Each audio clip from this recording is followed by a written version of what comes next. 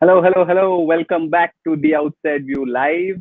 A short and sweet series is done and dusted. Ireland versus Scotland, 4 T20Is back-to-back games. A series as short as the format, perhaps T20s, 4 T20s back-to-back days.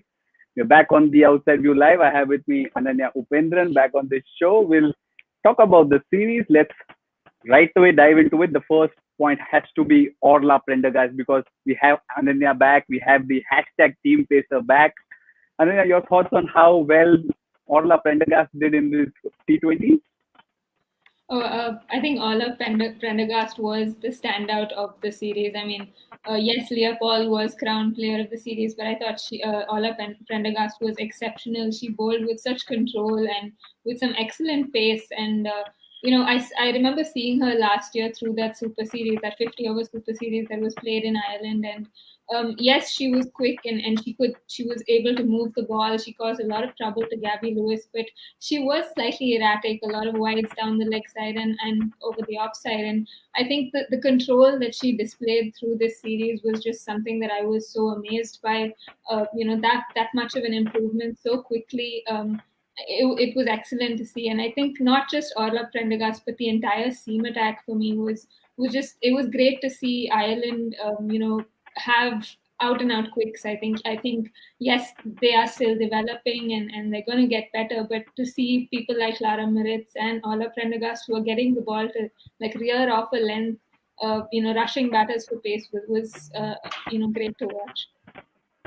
Yeah, there's no Kim Garth in this Ireland side, so all the more important to see how seamers develop. We also saw the first looks of Ava Canning and Georgina Dempsey, who made her debut today. Really good hands, the seam attack, you think? Yeah, definitely. And I think what's really exciting about this Irish seam attack is that if you look at historically, yes, they did have Kim Garth, who was a very exceptional, or who is a very exceptional bowler, but she isn't in that squad right now.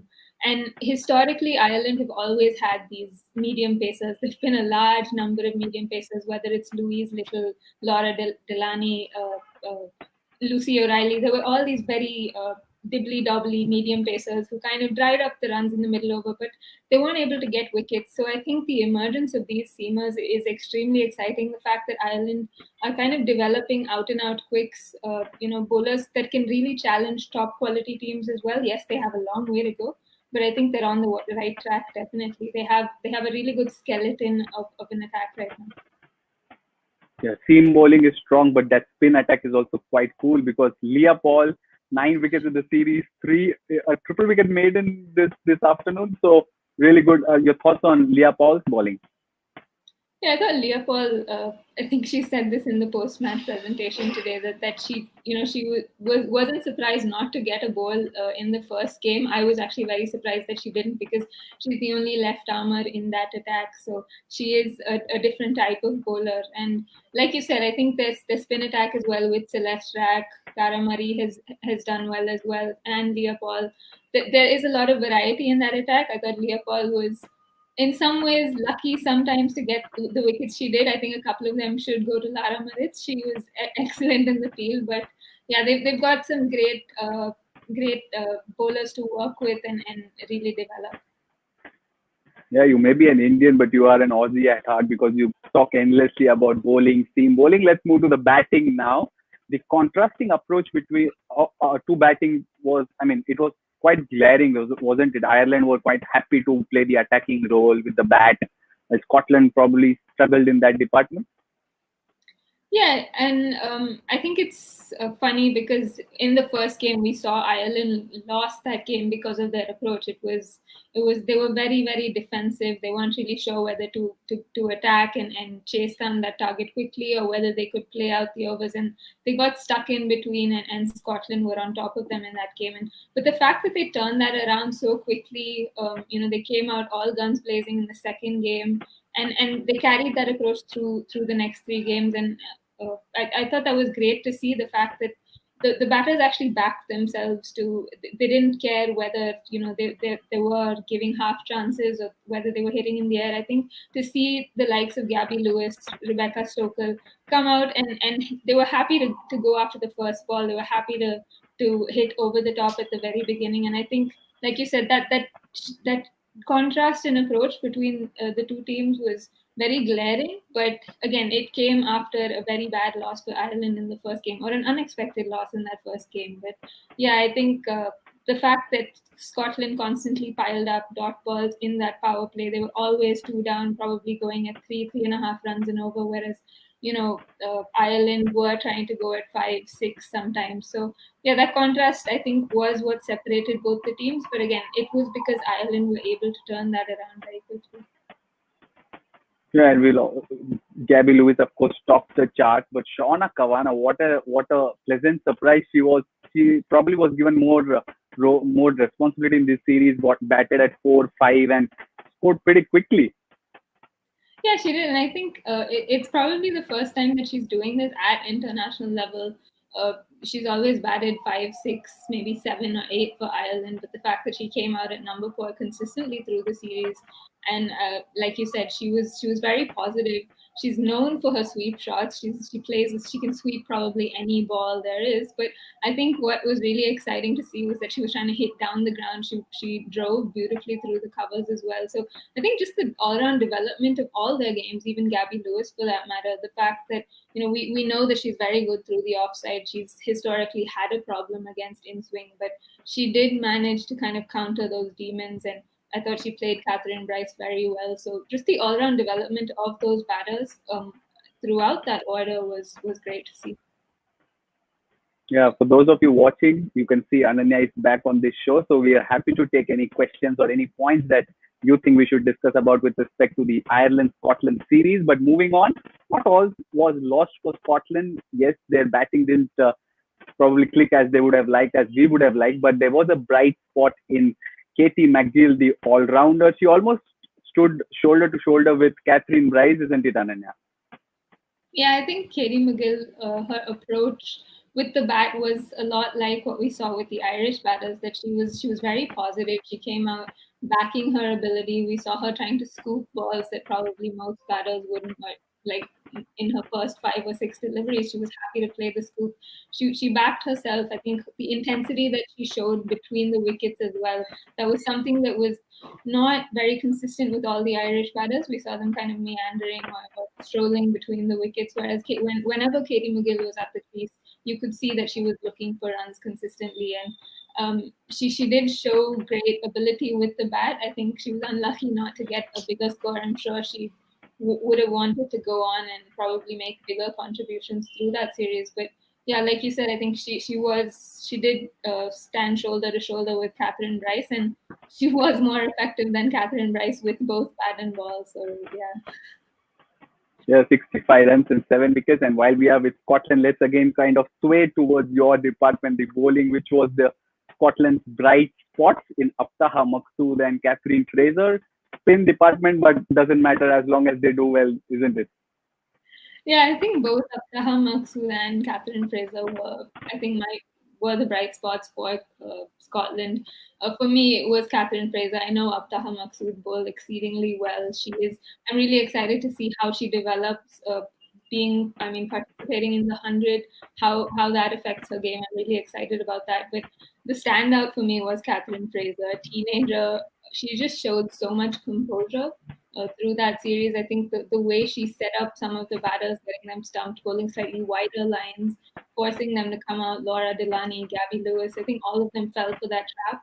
She's showed so much promise, and I think Scotland have so much to work with the likes of Fraser, Maqsood, even Megan McCall for that matter. I thought she again showed a lot of fight with the bat, with the ball as well. There's a lot of character in that team. So while they probably didn't give the best account of themselves, I think that there's a lot to work with, and I'm really excited, especially because Mark Coles is there. He's worked with Sanna Mir. There's a possibility of him bringing her over. Imagine her working with someone like Catherine Fraser.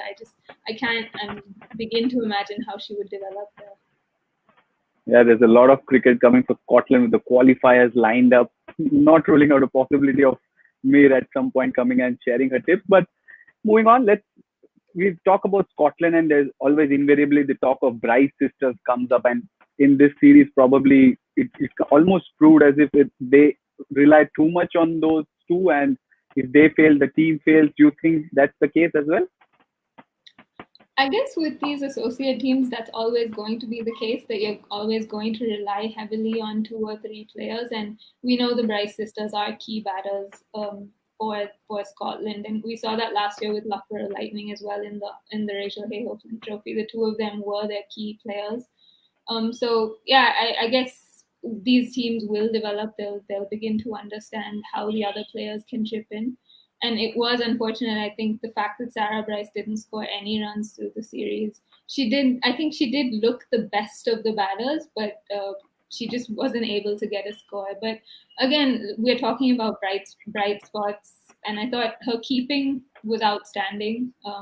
So and Catherine Bryce bowled really well as well. So I think it's probably a little tough on them to expect them to always come out trumps with the bat, but hopefully Scotland find another couple of players to step up.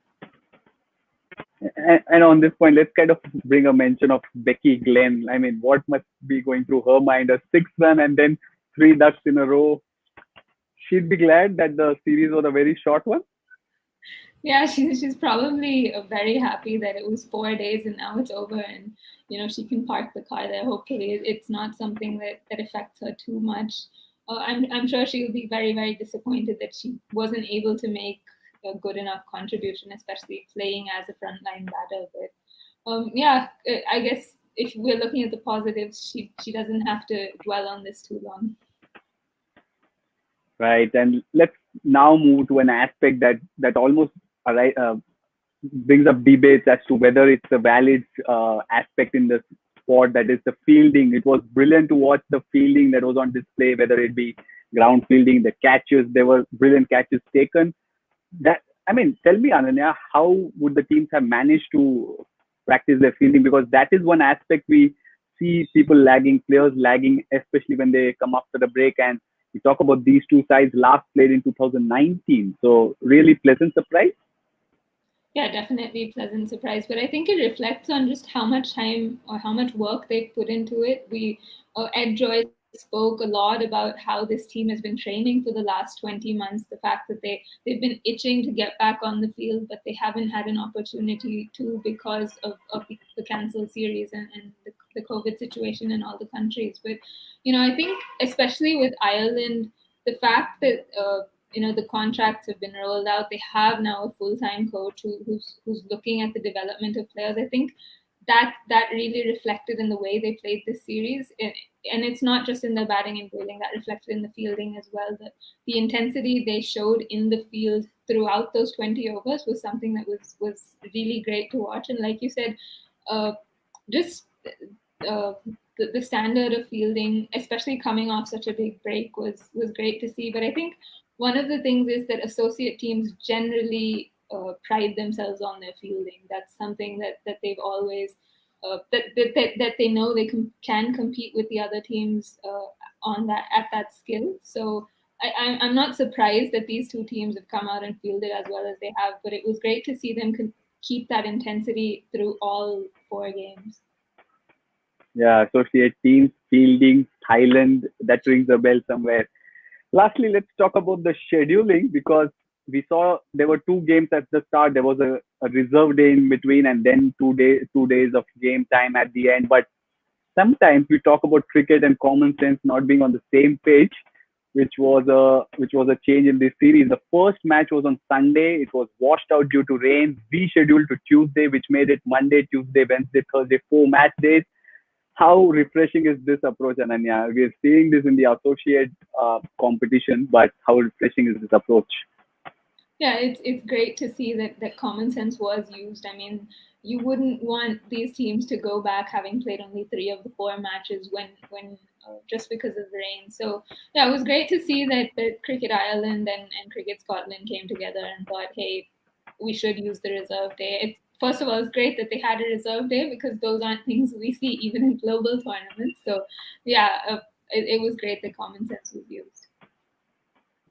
Yeah, reserve day, and that will all start a debate for South Africa, who almost unfairly lost out on a spot in the World Cup. So yeah, that's 4 matches done and dusted. Remember, it was also a series where two coaches were kind of their teams were stepping out on the field for the first time. There's Ed Joyce, who was itching to kind of coach Ireland on an international. He was appointed after the qualifiers in 2019. Mark was, of course, new coach. Let's see if there are any questions. I think there is one. We should take that. What is the question? This Ananya's question is back. Do you think any of these two teams has a chance of qualifying for the World Cup 2022? I mean, I would think that if Ireland continue this upward trend, I think they have a good shot at it. But again, we're looking at three teams needing to qualify, with the likes of Sri Lanka, Pakistan, and West Indies competing in that competition. They haven't played, aside from Pakistan and West Indies, Sri Lanka hasn't played any cricket in recent times. So I think if Ireland really continue this upward trend, they can probably give them a scare, but they'll have to play out of their skins, especially considering Sri Lanka will be playing at home. Yeah, they have to play out of their skin. Women's cricket craze asked that question. Hope that answer your question. 4 matches done and dusted. Ireland take the series 3-1. That's it from this edition of the Outside View Live. We have had Ananya back on the show. But remember, there's a lot of things lined up in the coming week. There's the Rachel Hayhoe Flint Trophy that starts on Saturday. You can follow the updates on our site. But come June, there are lots of cricket to look forward to. Of course, the India Tour of England. Before that, there's also a surprising series in store. So we'll get all those updates to you on our social media platforms. Do keep following us. Until the next time, stay home, stay safe. If you have to step out, wear masks and do so. See you.